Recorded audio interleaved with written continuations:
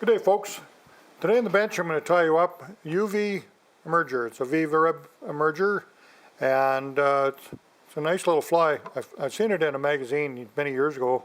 Someone gave me a box full of magazines and I was looking through it one day and got a story with this one, so I figured I'd tie a few and see how they worked. And boy, I was pleasantly surprised. So let's go over the materials we're going to need to tie this fly. For the hook, I'm going to use a size 14, a curved Caddis hook. We're going to use, for the body, I'm going to use some D-rib, glitter D-rib. It's in root beer color, very good color. The thorax, I'm going to use some Arizona synthetic peacock, the pheasant tail color. The underwing, I'm going to use some UV crystal flash. This is very, very fine, almost a midge flash, but in UV. And the overwing, I'm going to use some light elk body hair. I'm going to use some dark brown 6/0 thread. I'm going to lean on that hair a little bit. I need a little stronger thread. And there we go. Let's get a hook in the vise and tie one of these good little flies up. We'll start here with our size 14 curved hook. Emerger style hook's good. This fly floats pretty good. Okay, now we're going to adjust the shank with our thread as usual. I'm going to bring in my glitter rib. It's quite thick. I need to thin that down for a tie-in position. So what I'm going to do is just warm it up a little bit with my little lighter, and I can pull on it, stretch it down a little bit, gives me a nice thin tie-in position. And we want to try to tie it in so we have that flat side up, and that's hard to tell because once we have that so thin here, it's hard to recognize, so might have to monkey with this a little bit, get it right. You want it real thin so you get a nice tapered body. Okay, just going to go ahead there, stay back away so we don't crowd the body. And then we just wind forward. You get a nice segmentation. Now it's starting to get a little thicker.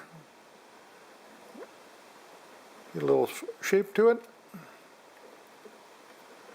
And I tie this in olive too. Another really good color. Just going to do a half hitch there.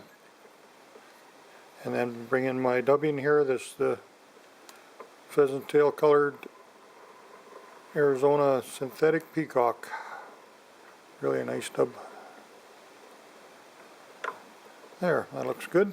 A little bugginess to it. That's perfect. Now I'll get a little snippet of these, get about 4 strands or so of this really light crystal flash.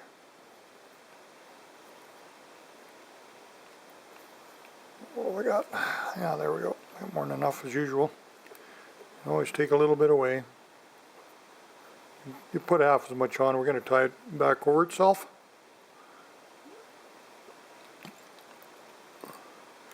And we want this tied back over the thorax almost to the bend here, okay? That'll show up underneath the wing. And the wing, we just simply grab a little patch of our elk, cut off a little snippet there. Bring our elk hair out by the tips, clearing out the under fur. Get that out of there so it stacks. Put it in our hair stacker tips first. Tap her down good. And we come out the side here, we see how we did. Should look like all nice even black tips. There they are, look pretty good. One little straggler there. I got a fair amount of hair on that for a small fly. That's where I get my flotation. Now I'm just going to come in behind the butts and pull them back. I'll leave those. And I've dressed it thinner too. I put about half as much hair on there. That's fine. When you get the tension on the hair, you want to make sure you pull it up. There we go. Now I'm putting a couple wraps in the head there. It's tight now. And I could get my whip finish in there and finish that off behind the eye. Don't crowd the eye. Make sure you got enough room to get your tippet in there. Now we're going to come up. This fly actually resembles a serendipity fly too, quite a bit, one way or another, which was another good old pattern for years. So this one I've got quite a bit of hair on it. It'll float through some pretty rough water if you needed to. A little straggler down there, clean that up. But that UV crystal flash shows through really nice, and this fly sits really well in the water. Dress some about half as much hair like I mentioned. They'll sit a little lower for you sometimes if you're fishing flatter. A little calmer water, that works good too.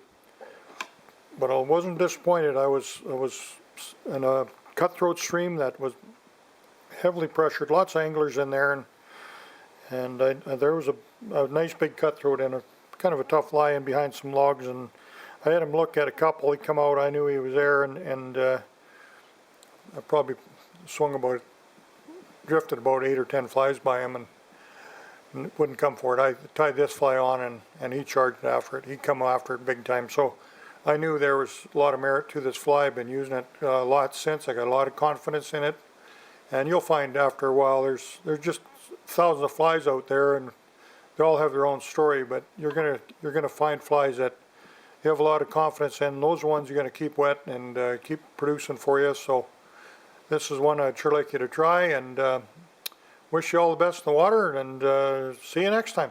To watch all our latest Sport Fishing on the Fly episodes and to order Sport Fishing on the Fly merchandise, head to www.sfotf.ca. And if you would like to book an adventure like this one showing, head to ontheflyadventures.ca and book yourself the trip of a lifetime.